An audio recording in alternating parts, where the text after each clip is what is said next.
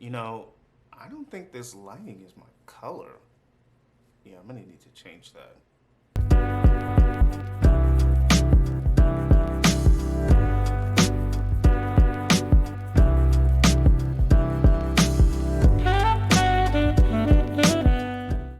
Okay, much better. What is up, you beautiful minds? I just want to thank you for joining me for another edition of the Think on These Things podcast, where if it's pure, if it's noble, if it's admirable, I just want you to spend some time thinking about it. If we have not had the chance to personally meet, my name is Aaron Roberts, your ever lovable host. And before we jump in, if you could please do me a favor, slap that like button, go ahead and subscribe to the channel. I've got a big goal of 100 subs before the summer, and I would love it if you were part of that campaign. And most importantly, at the end of this video, if it's brought you any information, if there's a few good sentences, a couple good gems, some nuggets you can share, I would love it if you shared this video with a family member or friend, or maybe just someone who you know needs some positivity in their life. I would love to invite you to sweat and meditate with me every Monday, Wednesday, and Friday at 8 a.m. on my Facebook and Instagram pages. I'll link them in the description below. You get to see me at my sweatiest phase of the day, and most importantly, I just get to share some love and some value with you. Now, if this is your first time joining us, we have been reading What to Say When You Speak to Yourself by Shad Helmsetter. He is the author of this book, and I gotta tell you, I've been absolutely loving it. If you haven't gotten a chance to pick up the book, it's free on YouTube for audio. If you like the physical copies like I do, you can buy it off of Amazon for less than $10. Super cheap, but the value I think it's gonna bring to you is priceless. Now, this is our last go round with this book, but I want to give you the juiciest pieces from the last couple chapters that I've been reading, and most importantly, I want to give you the pieces that you can take away and start actually implementing in your life immediately. You know, to me, one of the most important parts of speaking to yourself properly, or affirmations, or just having a positive space between these two ears, is real applicable steps on what you need to do to make changes. You know, I believe in having a plan to change, or a plan for how to grow, but actually doing the work is where the change comes in. I can talk about losing weight all day long, but if I don't get in the gym and I don't change my diet, I'm not going anywhere. So I finally got a chance to finish off the book, and I have to tell you guys, it has now solidified itself as one of my top favorite books of all time, period. I mean, this book drops gems like a robber that just got away from a bank. It leaves so much for you to really start working on. And that's what we're going to talk about today. Today, we're going to talk about the actionable steps, things you need to start doing now to make sure that you put yourself in a position to talk to yourself in a positive light. Okay, so kicking off with the first gem that I want to throw at you today is hypnosis versus subliminal messaging. And I know what you're thinking, hypnosis? What does that have to do with self-talk? Well, there's a difference here that I want to make sure you're understanding when it comes to speaking to yourself in a positive light. You see, when it comes to hypnosis, the author describes it as an external force creating an environment inside of you. And if you've ever seen like a hypnotist change somebody's mind about something or trick them into thinking something, that's what a lot of people look at self-talk like. But I want to let you know, hypnosis is not what you're looking to do when you talk to yourself. You're not looking to trick your brain into thinking positively. That only lasts for so long. Like when you think about hypnotism, when the finger snaps and it starts, the person believes that they're going through these changes or something is happening in their environment. But when the finger snaps again, it stops. Subliminal messaging, or really what self-talk is almost like a circuit. You see, it starts from inside, not outside. When you speak to yourself in a positive light, it comes out of your mouth, into your ears, and then back into your mind. It creates this cycle of positive movement. Really talking to yourself in a subliminal sense is different from tricking, mainly because it doesn't happen instantaneously. As I've talked about in the last video, self-talk takes practice and time, and there are stages when it comes to it. Hypnosis is really what happens when we see someone maybe go to a motivational seminar and they hear somebody say something positive and they keep playing that back over in their mind. When it comes to the subliminal messaging, that positive voice is actually your own. You're slowly and surely telling yourself, I can make these changes. This isn't who I am or who I want to be. I don't act this way. I can change. I'm better than this. Versus someone else telling it to you. Because when their voice fades, or maybe you're not in contact with that person or that environment, it doesn't really feel the same. But when it comes to subliminal messaging, you always have that environment internally, creating that positive cycle or that positive circuit. This is why, personally, I speak affirmations over myself daily, and I encourage others to affirm things over themselves as well. Affirmations are not voodoo language or magic words to make you change. An affirmation is a confirmation of who you are on the inside, who you can be, and you're just saying it out loud to remind yourself. That's the key word, remind yourself of who you can be and what you're trying to change. Now, hear me out. I'm not saying don't go listen to gurus or don't go listen to motivational speakers. I encourage you to do that. But what I want you to start doing is when you hear the positivity, when you hear the great things from other people, I want you to change their voice to your voice. Recently I've been listening to David Goggins, and I love listening to his very strong personality and the way he looks at the world. But I realize that in certain situations, I can't hear his voice. And the only voice I can sometimes hear is the negative side of me telling me to take a specific action.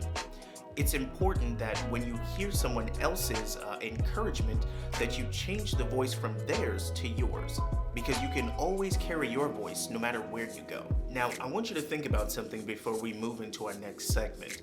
If I asked you to dig a hole that was 6 feet wide and 6 feet deep, but I only gave you a spoon to dig it, you would look at me like I'm crazy. Why? Because the task that I've asked you to complete and the tool that I've given you don't actually work together. You would need a shovel to more effectively dig that hole. And that's what we're going to talk about going forward. The tools that you need to really build that positive mindscape. The tools that can help you change to speak more positively towards yourself. Now, the first tool I encourage you to start picking up immediately is books. You have to start reading more.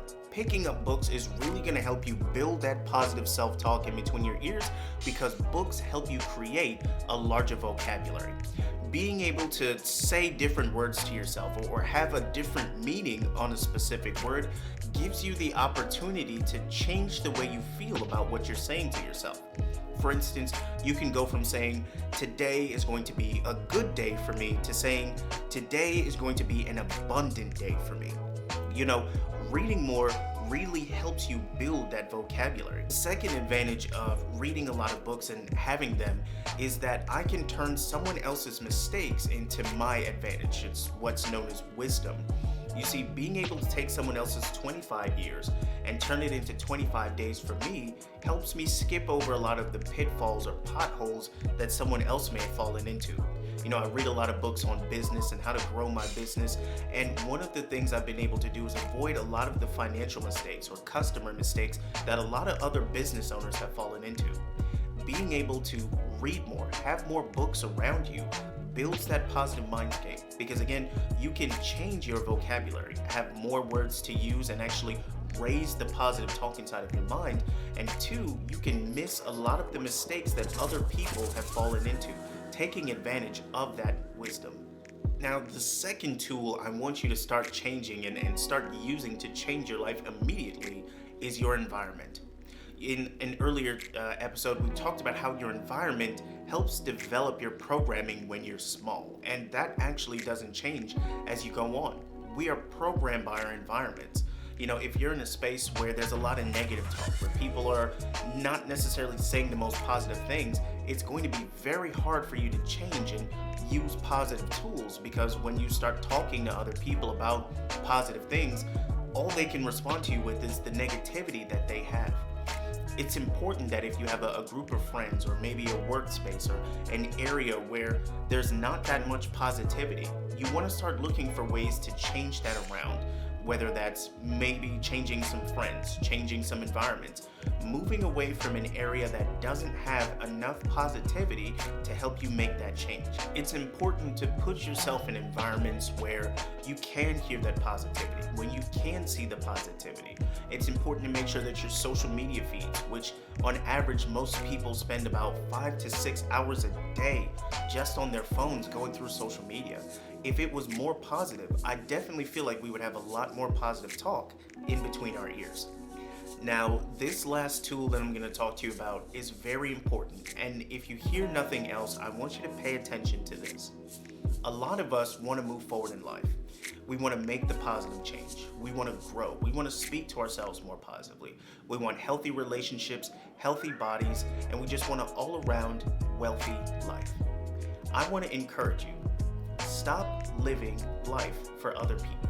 You know, when we watch the millionaires and billionaires on Instagram and Facebook, when we watch the influencers on different pages, we can almost feel like that's where we need to be and that's what we need to do.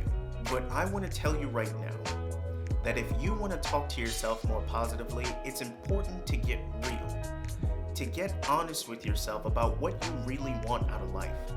Some of us are holding on to jobs, we're holding on to relationships, we're holding on to certain cars or certain mindsets, thinking that this is where we need to be to get what we want. And what's happening is we're creating what I refer to as a cognitive dissonance. You're working towards what you are considering success, but at the same time, it's not what you want. It's important that if you're going to talk to yourself positively, to get real about what you want out of life. Because in the dark times, in the rough times, that's when we're going to be honest about what we're doing. You know, if you have a certain type of business and really you're just working the business because that's what you think is going to make you a lot of money.